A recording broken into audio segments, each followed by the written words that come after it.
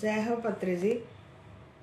మన అంతర్గత భావాలను స్పష్టంగా వ్యక్తపరచడానికి శబ్దం ద్వారా, మౌనం ద్వారా, మరి కళాత్మకంగా మనం ఎక్కడైతే ఎక్కువ మాటలు ఉంటాయో అక్కడి నుంచి తప్పుకోవడం బెటర్.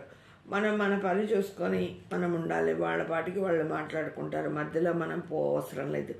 ఆధ్యాత్మికంగా బాహ్య ప్రపంచంలో హయ్యర్ క్రియేషన్ చేస్తూ ఉంటాం అన్నమాట. హయ్యర్ క్రియేషన్ చేస్తాం. అండర్ యాక్టివేట్ అయితే ఏమవుతుందంటే సెన్సిటివ్గా ఉంటారు, సిగ్గుపడుతూ ఉంటారు, మాట్లాడలేకుండా ఉంటారనమాట. ఓవర్ యాక్టివ్గా ఉంటే ఎక్కువగా మాట్లాడతారు. చాటర్ బాక్స్ అంటారు చూడండి. మాట్లాడి కొంతమంది ఫోన్ మాట్లాడుతూనే ఉంటారు, పెట్టరు. ఇక చాలు మనకు ఫోన్ వస్తుంది, ఇంట్లో పని ఉంది అని చెప్పినా సరే ఇంకా మాట్లాడుతూనే ఉంటారు. ఓవర్గా ఉంటారనమాట. దీనిలో ఈ చెడు మాటలు వినేవారుగా, చెప్పుడు మాటలు వినేవారుగా తయారవుతూ ఉంటారు. చెప్పుడు మాటలు ఎక్కువగా వింటూ ఉంటారు. సమతుల్యంగా ఉందనుకోండి, బ్యాలెన్స్డ్గా ఉందనుకోండి, నిరంతరం ధ్యానంతో ఉండడం వల్ల మనము సమతుల్యంగా పెంచుకోగలుగుతాం. ఈ సమతుల్యంగా ఉండడం వల్ల ఎక్కువగా మనం ఏం చేస్తాం, కరెక్ట్గా మాట్లాడడం వల్ల, మనం ఎంతో న్యాయంగా ఉండడం వల్ల, మనము ఈ DNA 5వ ప్రోగుతో కనెక్ట్ అయి ఉండటం వల్ల మనము ఈ ధ్యానం చేయటం వల్ల బ్యాలెన్స్ చేసుకోగలుగుతాం.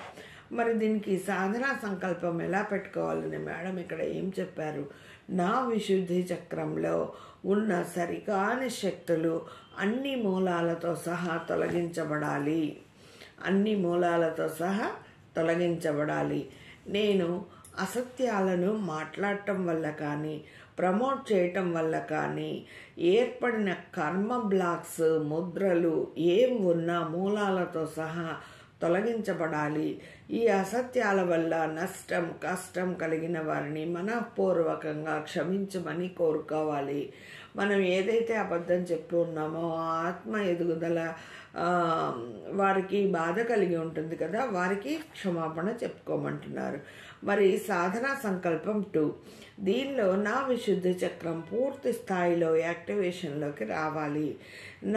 నాలో ఉన్న ఏదైతే సిగ్గుపడటమో, మాట్లాడలేకపోవటమో, సప్రెషన్లో పెట్టుకొని ఉండటమో అవన్నీ కూడా మూలాలతో సహా వెళ్ళిపోవాలి. నేను ఉన్నత సృజనాత్మక శక్తికి అభివృద్ధి చెందాలి. నా జీవితం పట్ల నాకు స్పష్టత ఏర్పడాలి.